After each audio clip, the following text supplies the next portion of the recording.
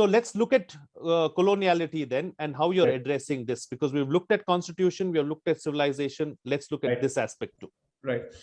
So chapter 1 in this regard is extremely important, because it's more like a dictionary, in the sense people use the word colonialism, we also use the word colonization.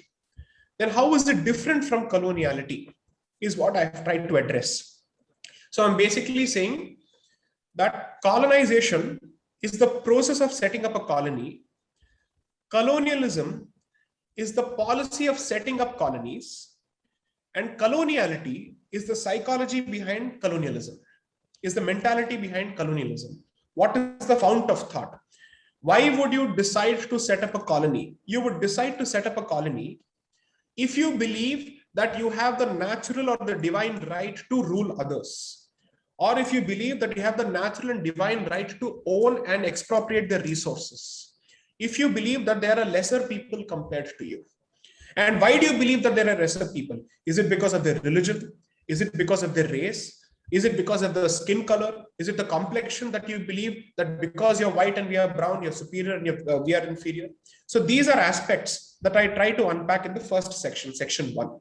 But chapter 1 specifically, I discuss these words because I believe that language is extremely important. Okay. And I have tried to basically connect how coloniality has given birth to what we call modernity or modern.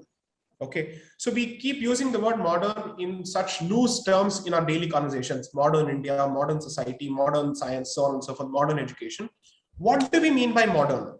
Who introduced modernity? What is the timeline it can be traced to? Is there a colonial assumption behind it? If somebody is modern, who is anti-modern? Who is traditional? This is one aspect that I've significantly dealt with.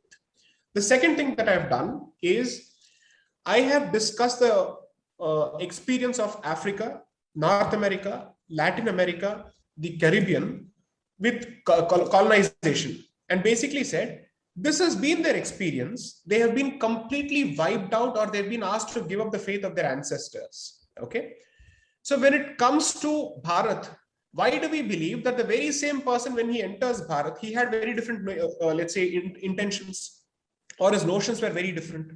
Because whenever we look at, let's say, the history of colonization or the experience of colonization, we see it primarily as a commercial venture.